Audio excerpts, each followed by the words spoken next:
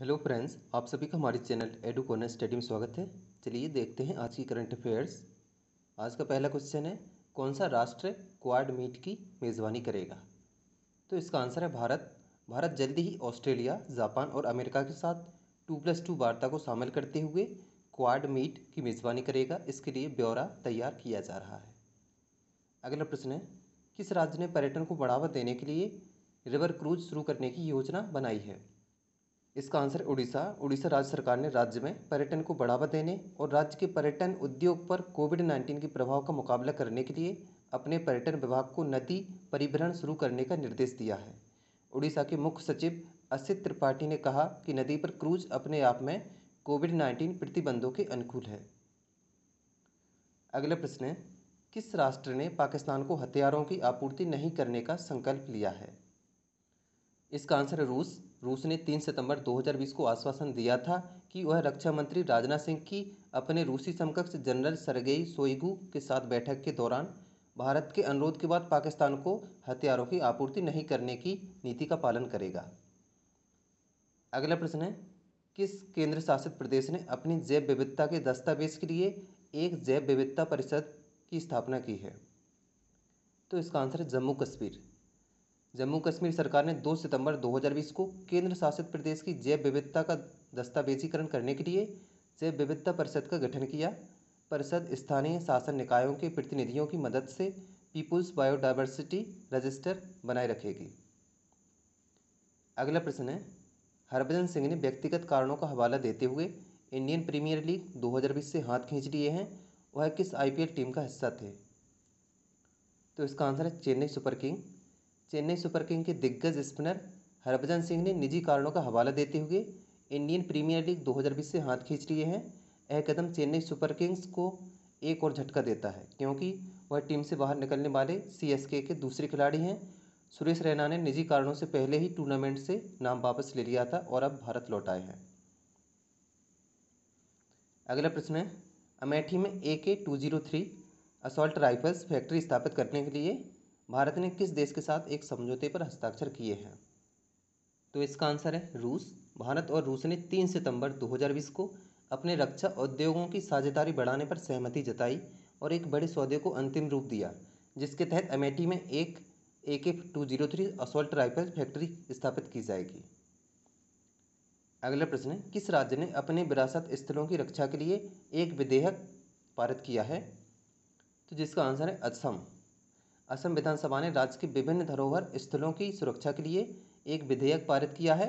असम विरासत संरक्षण और रखरखाव विधेयक 2020 को राज्य विधानसभा द्वारा मूर्त विरासत की रक्षा, संरक्षण और बहाली के लिए पारित किया गया था, जो वर्तमान में किसी राष्ट्रीय या राज्य कानून के तहत शामिल नहीं है। अगला प्रश्न है, अंतर्राष्ट्रीय चैरिटी दिवस कब मनाया जाता है? तो जिसका आंसर है 5 सितंबर को। 5 सितंबर को दुनिया भर में अंतर्राष्ट्रीय दान दिवस मनाया गया। इस दिन की स्थापना दुनिया भर के लोगों को स्वयं सेवा और परोपकारी गतिविधियों के माध्यम से दूसरों की मदद करने के लिए प्रोत्साहित करने के लिए की गई थी। अगला प्रश्न है, किस देश ने UAE तक पहुंचने के लिए सभी देशों से उड़ानों को अपने आसमान को पार करने की अनुमति दी है? इसका आंसर है सऊदी अरब। संयुक्त अरब अमीरात के अनुरोध के बाद सऊदी अरब ने घोषणा की कि वह UAE तक पहुंचने के लिए सभी देशों से उड़ानों को अपने आसमान को पार करने की अनुमति देगा। कुछ दिनों पहले सऊदी अरब ने इजरायल की पहली सीधी वाणिज्यिक यात्री उड़ान को UAE तक पहुंचने के लिए अपने हवाई क्षेत्र का उपयोग करने की अनुमति दी थी। अगला प्रश्न है, मेट्रो ट्रेन सेवाओं को किस राज्य केंद्र शासित प्रदेश को छोड़कर पूरे देश में संचालित किया जाएगा? तो जिसका आंसर है महाराष्ट्र। केंद्रीय आवास और शहरी मामलों के मंत्रालय ने अनलॉक 4 उपायों के तहत मेट्रो सेवाओं को फिर से शुरू करने के लिए दिशा निर्देश का एक सेट जारी किया है। मेट्रो स्टेशन सेवाएं महाराष्ट्र को छोड़कर पूरे देश में 7 सितंबर से चरणबद्ध तरीके से शुरू की जाएंगी। सेवाओं को फिर से शुरू करने के बारे में राज्य निर्णय लेंगे। दिशा निर्देशों के अनुसार कंटेनमेंट जोन के अंतर्गत आने वाले स्टेशन बंद रहेंगे।